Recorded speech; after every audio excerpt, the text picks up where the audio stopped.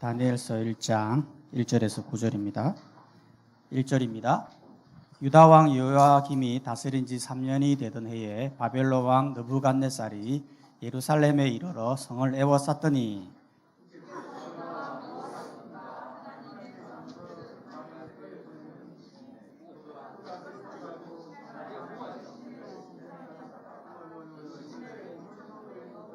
왕이 한간장 아스부나스에게 말하여 이스라엘 자손 중에서 왕족과 귀족 몇 사람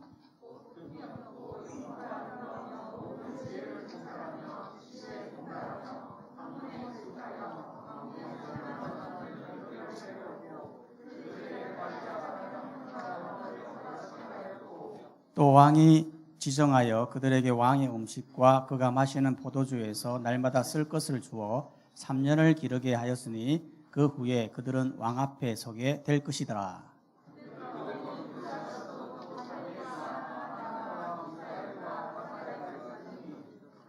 한간장이 그들의 이름을 고쳐 다니엘은 베드사살이라 하고 하나냐는 사드락이라고 하고 미사엘은 메삭이라고 하고 아사랴는 아벳노고라 하였더라.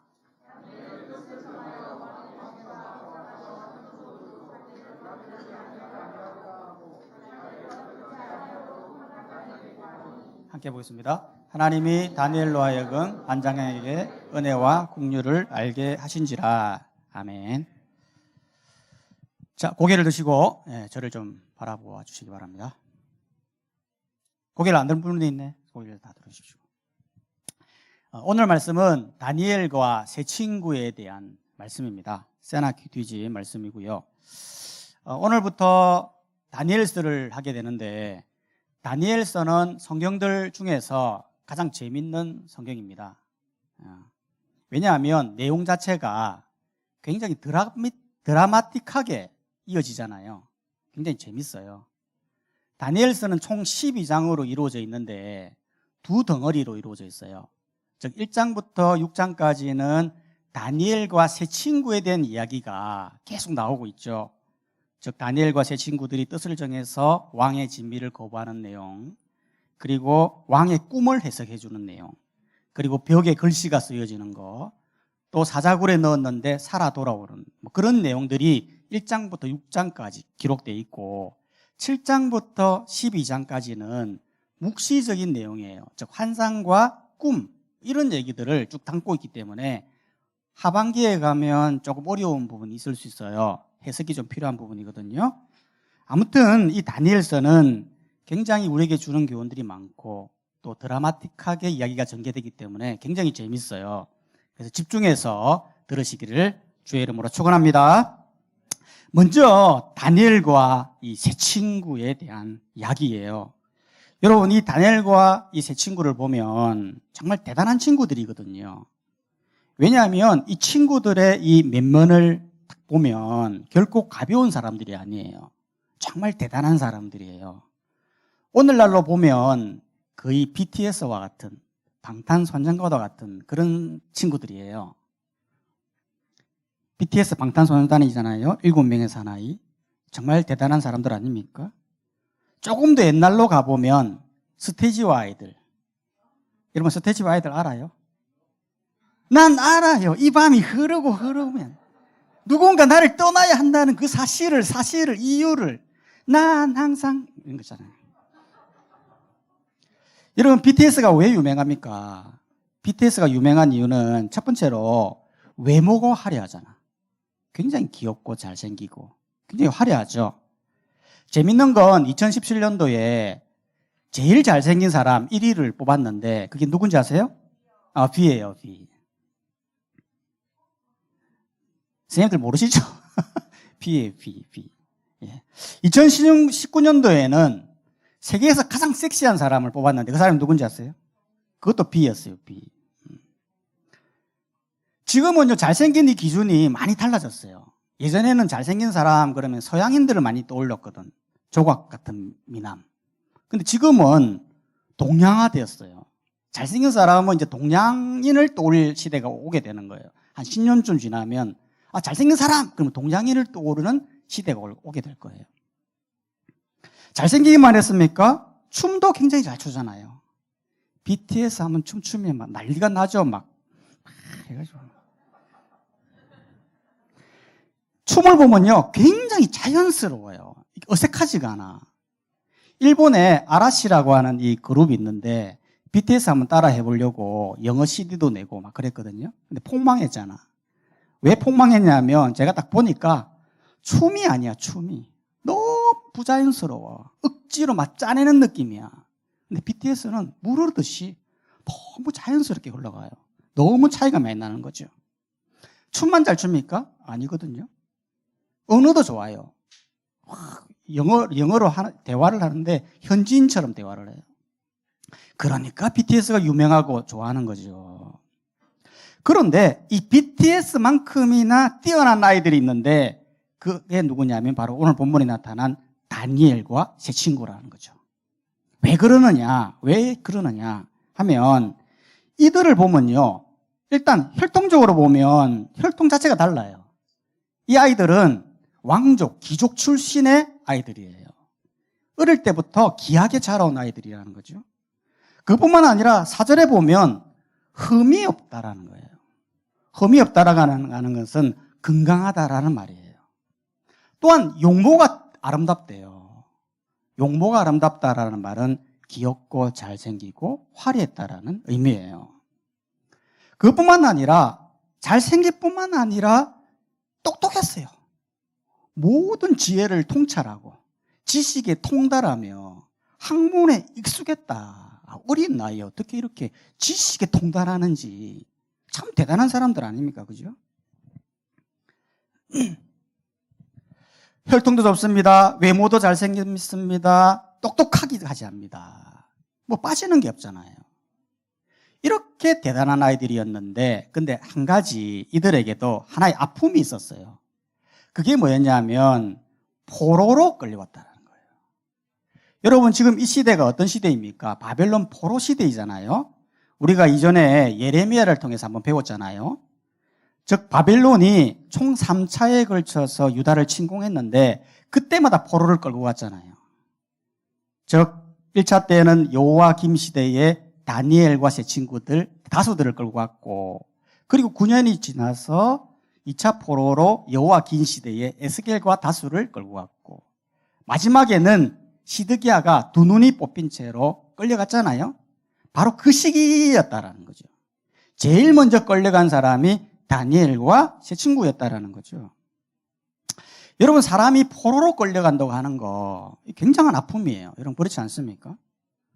평상시 잘 사는데 귀족처럼 잘 편안하게 잘 사는데 포로로 끌려가 보십시오. 아무리 똑똑하고 잘생기고 좋은 혈통을 가진들 나라 잃어버리고 그 나라 끌려가서 뭐가 좋겠습니까? 끌려가면 종으로 종살이 하는 거 아닙니까?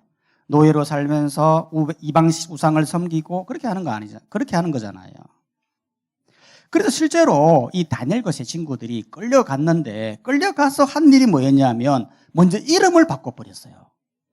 7절에 보면 환관장이 그들의 이름을 고쳐주었는데 다니엘은 베드사살, 하나야는 사드락, 미사엘은 메삭, 아사라는 아벳노고로 바꿔버려요.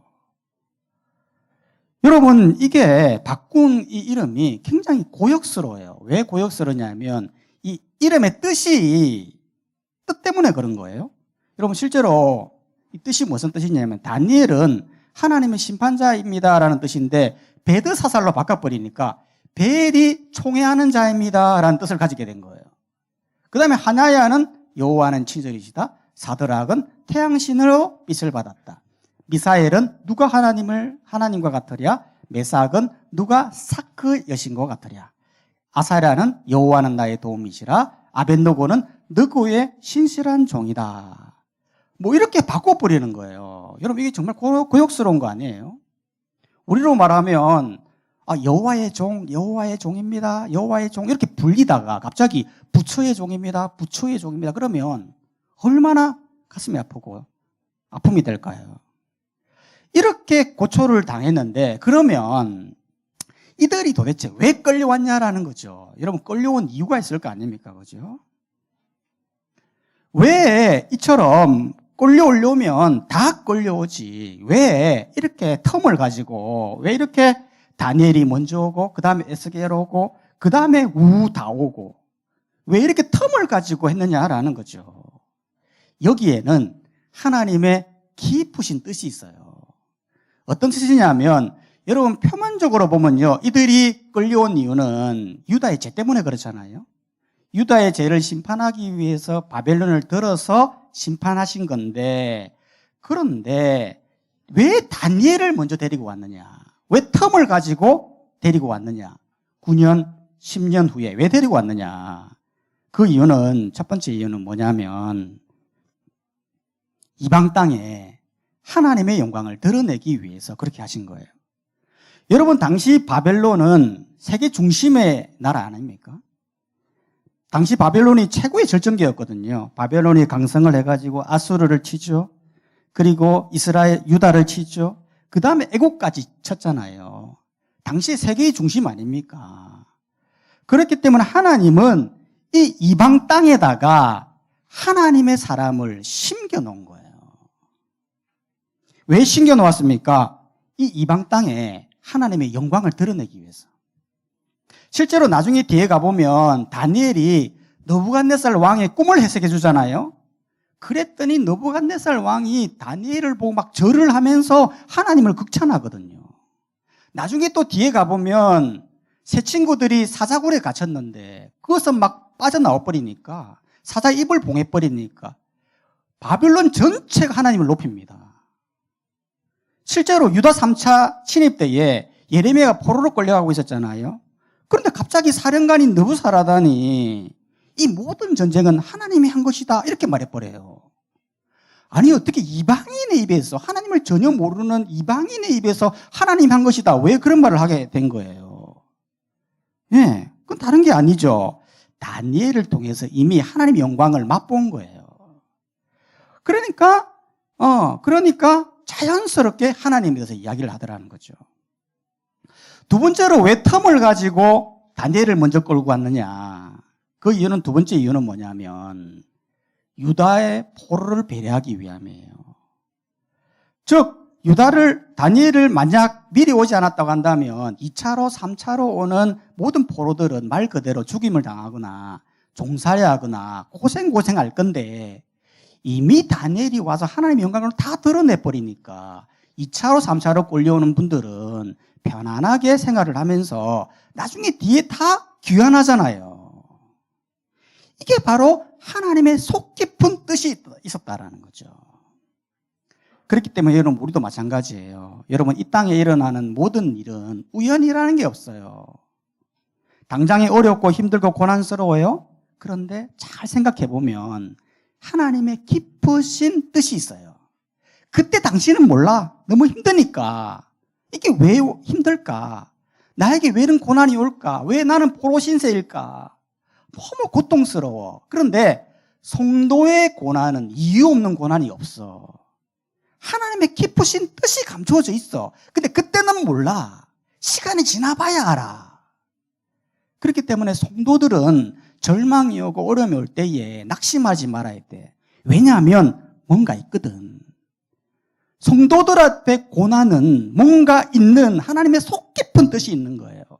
그렇기 때문에 절망하지 말고 훌훌 털어버리고, 뭔가 있다, 하나님이 기쁘신 뜻이 있다, 일어나자, 전진하자, 하나님 보고 달려가자, 그렇게 해야 된다는 것이죠.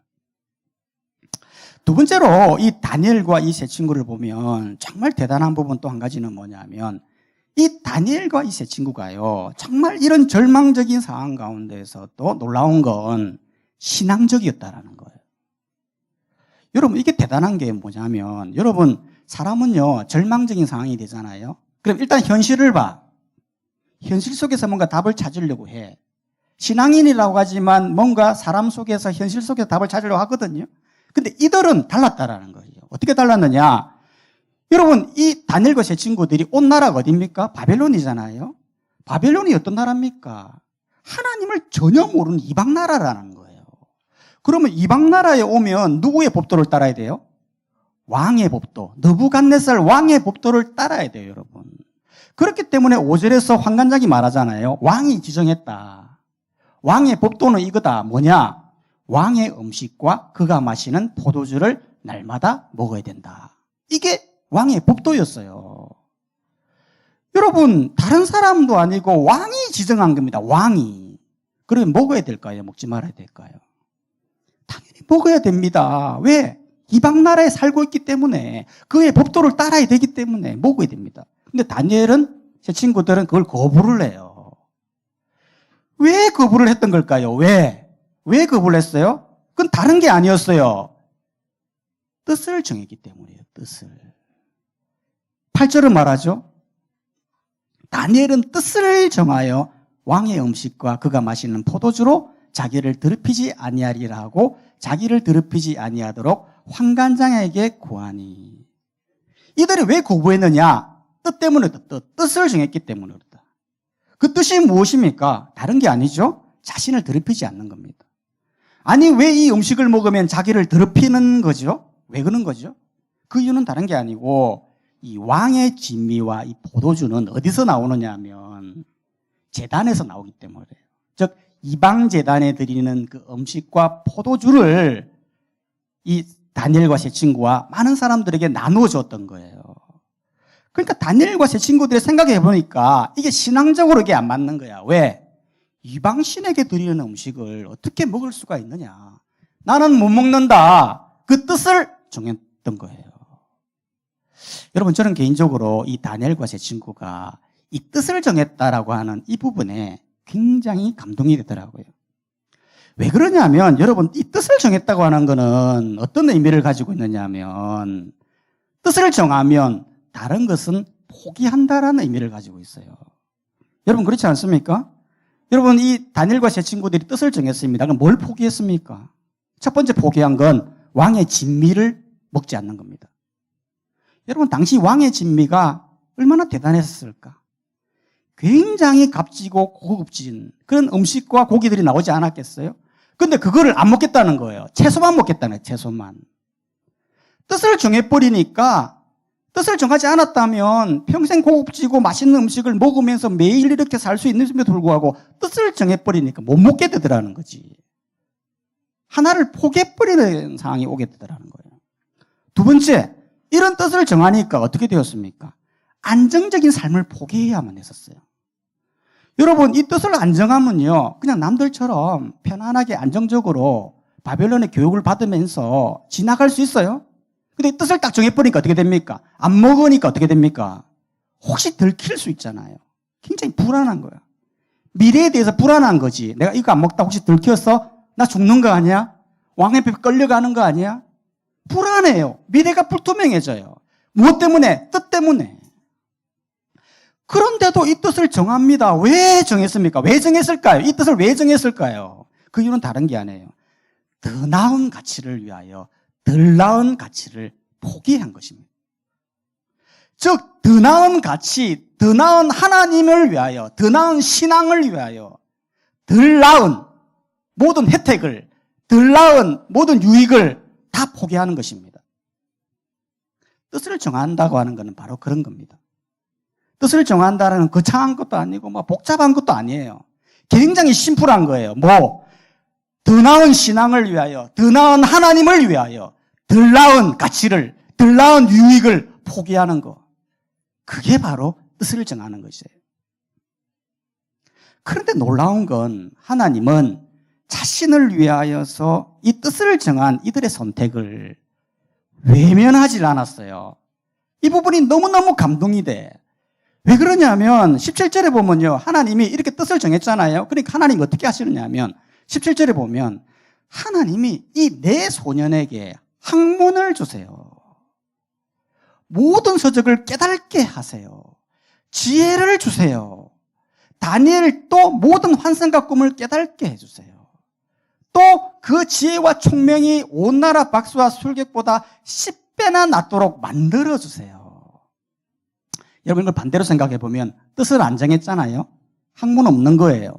서적을 깨달을 수 없는 거예요. 지혜가 없는 거예요.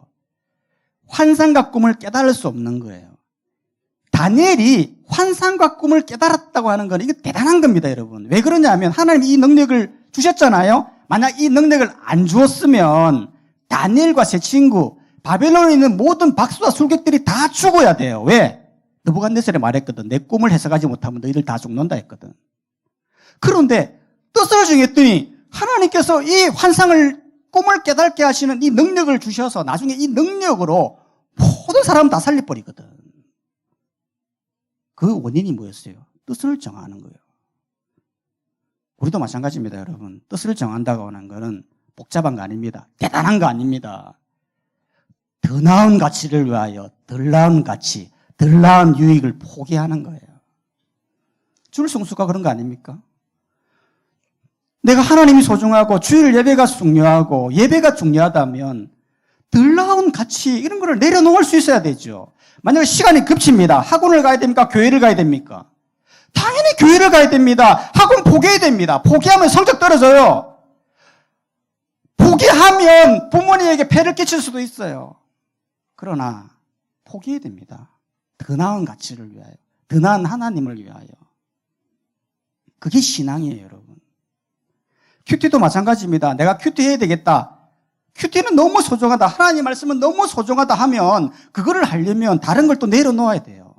게임을 내려놓을 수도 있고 심을 내려놓을 수도 있고 안식을 내려놓을 수도 있고 다 내려놓을 수도 있습니다.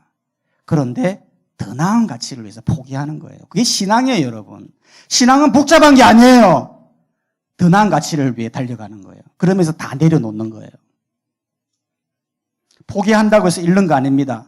포기한다고 해서 지는 거 아니에요. 포기한다고 해서 인생 말종이 되는 거 아니에요.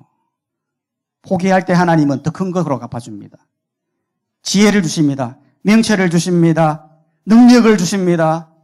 온 박수와 술객보다 10배나 더 많은 놀라운 능력을 하나님 주셨다라고 말하고 있습니다. 그렇기 때문에 여러분은 지금 어떤 가치를 두고 살고 있습니까? 혹시 세상 사람들이 추구하는 그 가치, 그거를 막 최고의 가치를 두고 하나님은 저 밑바닥에서 막 하나님은 섬겨도 되고 안 섬겨도 되고 하나님은 그냥 2순위, 3순위, 4순위, 5순위 그렇게 살고 있지 않습니까? 그러면 안 되는 거예요. 우리의 최고의 가치는 하나님입니다. 우리의 최고의 가치는 신앙이고 믿음이고 하나님인 줄 믿습니다. 그렇게 최고의 가치를 두고 하나님의 뜻을 정하고 그래서 하나님의 놀라운 비밀을 깨닫는 우리 모든 학생들이 다 되시기를 주님의 이름으로 축복합니다.